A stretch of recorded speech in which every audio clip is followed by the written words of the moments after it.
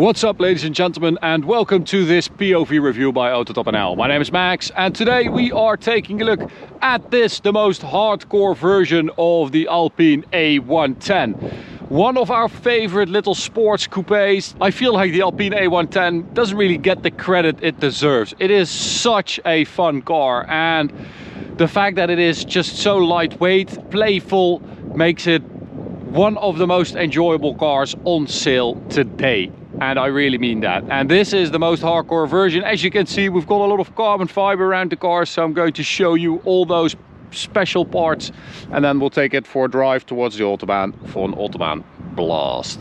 The A110R, as I said, it's the most hardcore version, so it's basically meant for the track, but you can drive it on the road as well. It's very suitable for quick B-road driving. And well, we recently did a review of an A110S by Waldo, which had a couple of tweaks as well, like a downpipe. I think it had a KW suspension set and a cage and stuff like that.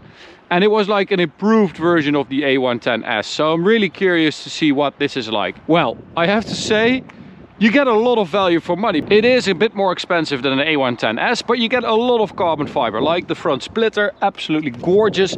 This matte racing blue is like the introduction color. Definitely gives you a good contrast between the paint and the carbon. Carbon fiber bonnet here, which is super beautiful. I mean, there are substantial panel gaps here, but it does look very cool, and I'll show you guys the inside as well. Because this is like your frunk, you have a little bit of storage here, but also you can check out the bonnet with a nice Alpine logo and a little badge there that says ALPINE A110R by Carl Composite. Super nice bonnet. That is so cool on this little car. It's so serious. It's a lovely car to begin with, but then they go and put these amazing carbon fiber wheels on there. Oh my god. So these are made by Duquesne, which is a composite manufacturer, and they also built an LMP car apparently.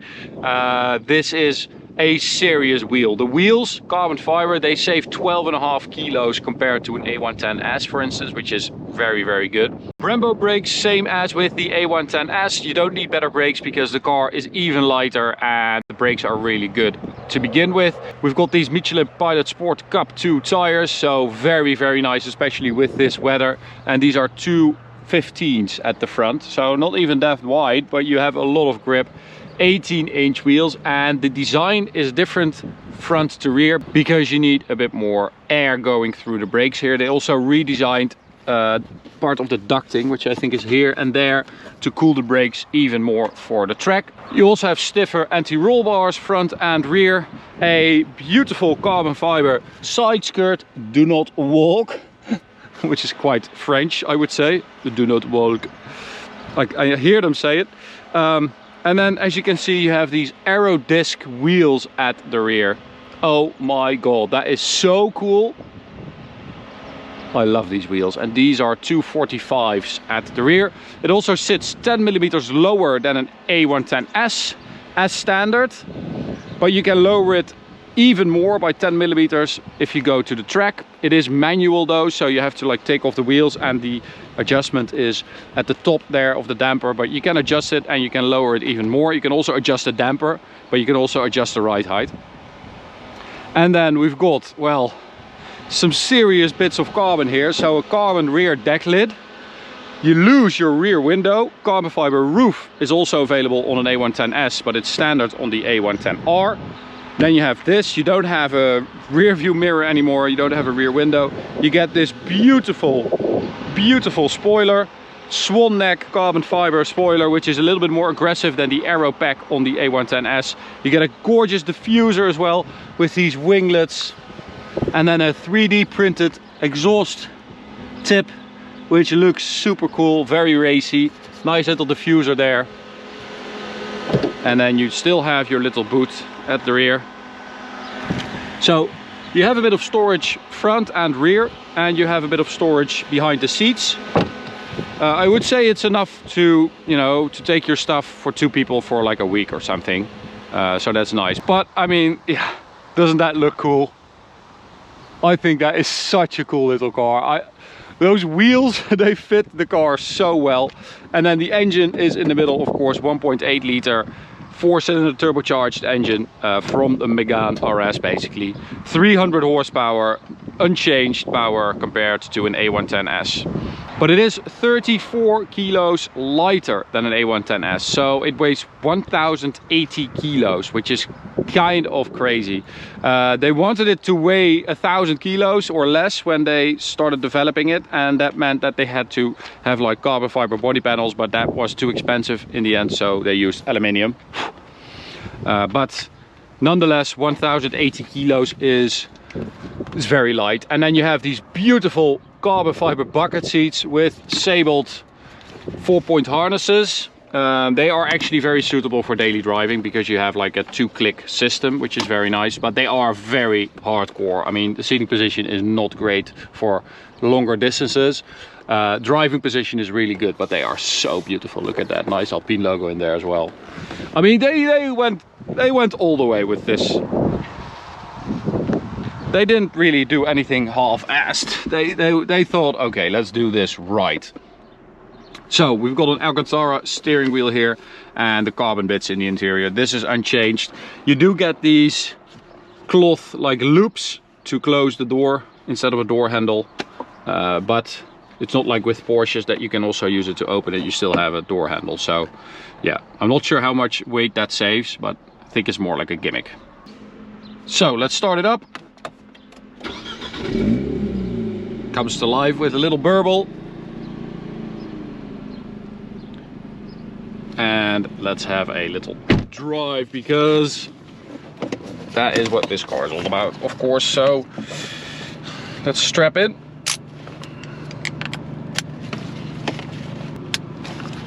There we go. So we've got the 7-speed dual clutch gearbox still, and if we hold the sport button we go to track, which means ESC track mode as well, but we're going to turn that off.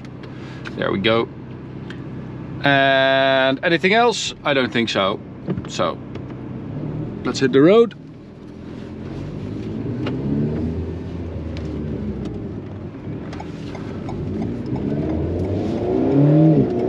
All right. The beautiful thing about this car is that you get in. I don't think there are horses around at this moment. Maybe on the other side. You hear the pops already from the exhaust. Oh, there are horses. So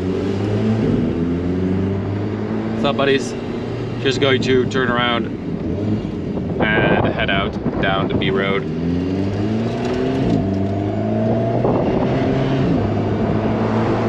They are blindfolded now, so I think they're trying to like beat each other in recognizing car sounds blindfolded. They're experts now. Okay, so driving it, the first thing I noticed, I was a bit scared that they were going to make it too hard, too stiff, you know, like a track car, but they didn't. They kept the original approach, and still it has a very compliant and supple chassis suspension combination. It's got Öhlins springs and it's got Sachs dampers, and the setup is just beautiful because you have those stiffer anti-roll bars. It doesn't roll like hardly, it hardly rolls. It stays super flat through the corners, but still it's comfy and it's not like harsh and uncomfortable. It's so good. Oh, let's do a launch control here. Oh, those brakes are so good. Pull both pedals, full throttle, 3000 RPM. Release. Oh. You have to shift yourself. I was a bit too late there, but 3.9 claimed by Alpine. No freaking way. I did like 5 or 6 launches.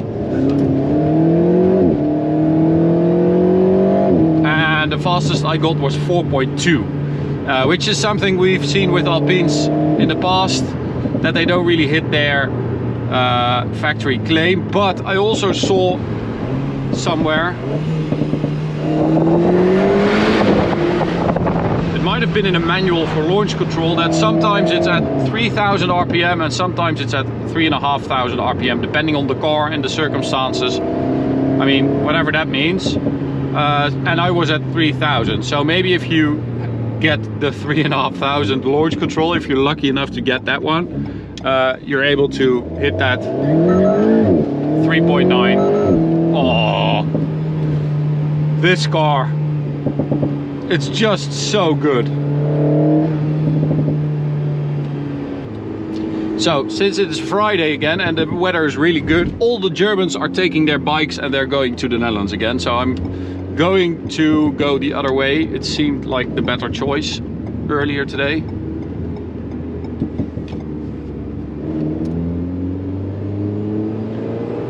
But the steering on this car is so beautifully judged. I'm in track mode right now, which makes it a bit like firmer, a bit more heavy, but it's judged to perfection, honestly. And the difference between comfort and track is also really good.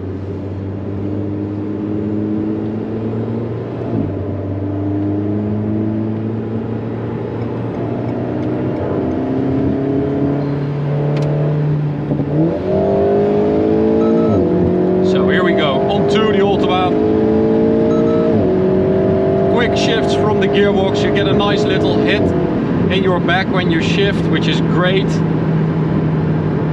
And again, the suspension on the Autobahn is so good because it's not too harsh. It's never really upsetting the balance of the car. It's just soaking everything up. And that means that with this relatively light car, you still feel very comfortable driving fast.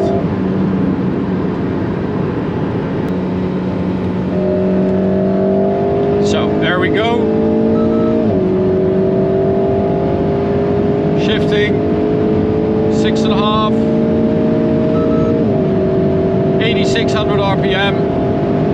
On to the next gear. Now it's supposed to have a top speed of 285 kilometers an hour, the A110R, but you need a lot of space for that.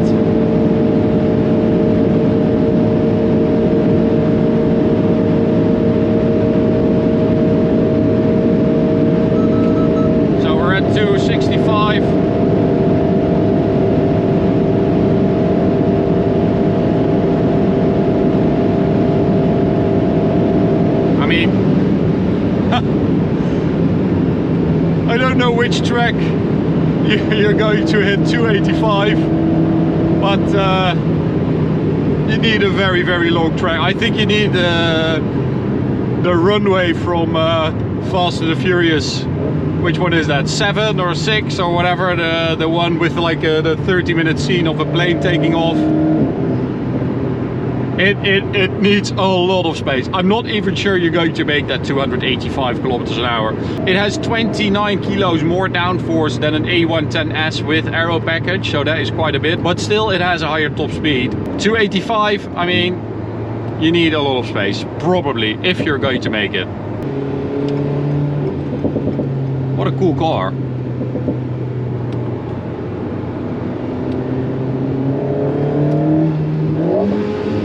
So we're going to turn around, enjoy these Cup 2s a bit on this off-ramp.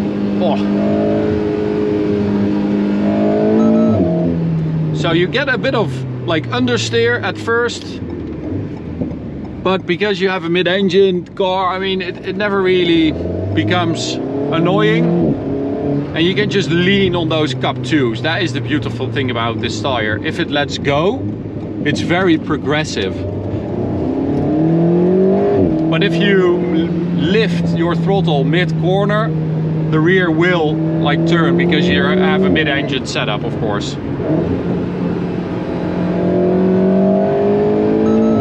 Oh, so nice. This car is just...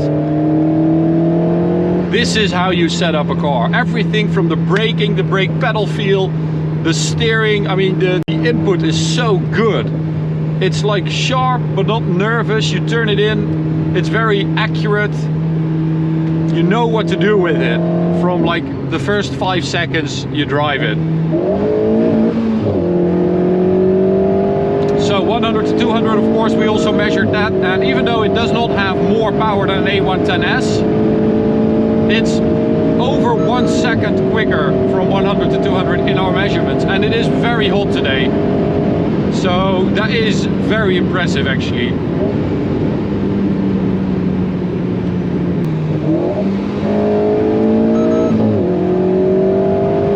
If you shift at just the right time, like just too late actually, you get an even bigger kick in your back, which I quite like. If you time it precisely right, you have like a very quick shift with a bit of a harder kick in your back. It is so cool. I mean, the way this car feels is just 10 out of 10. It really is. If you compare it to like a Porsche Cayman or something like that, of course that car is going to be much more suitable for daily driving. It's a bit more of a grown-up car, but it's also a lot more expensive. But if you compare it to like an Alfa Romeo 4C or something like that, you know, this is going to be so much better. The only real problem with this car is that they're not going to build enough of them.